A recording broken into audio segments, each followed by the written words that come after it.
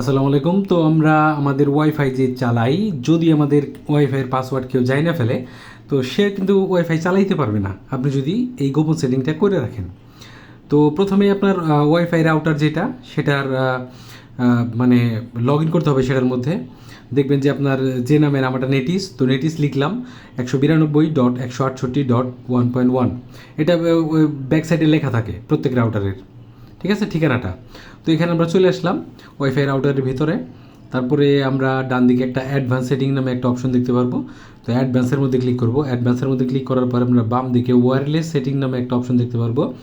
দ্বিতীয় নম্বর যে অপশনটা ম্যাক ফিল্টারিং, ম্যাক ফিল্টারিং মধ্যে আমরা ক্লিক করব। উপরে ওয়্যারলেস ম্যাক ফিল্টারিং, এখানে ইনেবলের মধ্যে ক্লিক করব, ঠিক আছে। তারপর নিচে সেভের মধ্যে ক্লিক করব। তারপরে wireless MAC filtering list management, আপনি কোন কোন ফোন আপনার ফ্যামিলির এখানে লিস্ট করতে চান, যেগুলো শুধুমাত্র ওয়াইফাই চালাতে পারবে, অন্যগুলো চালাতে পারবে না, ঠিক আছে। তো নিচের দিকে আপনি এখানে ডিসক্রিপশনের জায়গায় নাম লিখে দিবেন, নামে স্পেস দেওয়া যাবে না, ঠিক আছে। এখানে আমি স্পেস দিছি, স্পেস কেটে দিতে হবে। তো ম্যাক অ্যাড্রেসটা কোথায় পাবেন, নামটা লিখলাম। এখন ম্যাক অ্যাড্রেসটা সেটিংয়ে যাবো আমরা। এখানে লিখবো হচ্ছে ম্যাক, MAC ম্যাক। ম্যাক লিখলেই এইখানে আমার চলে আসবে হচ্ছে ডিভাইস ওয়াইফাই ম্যাক অ্যাড্রেস। এখান থেকে চলে আসলো, আমরা এখানে ডিভাইস ওয়াইফাই ম্যাক অ্যাড্রেসটা কপি করে নিলাম। এখান থেকে আমরা কপি করে নিয়ে আমরা জাস্ট ওইখানে রাউটারের ভেতরে এটা এন্টার করে দেবো ম্যাক অ্যাড্রেসের জায়গায়। তারপরে নিচে অ্যাডের মধ্যে ক্লিক করে দেবো, ঠিক আছে।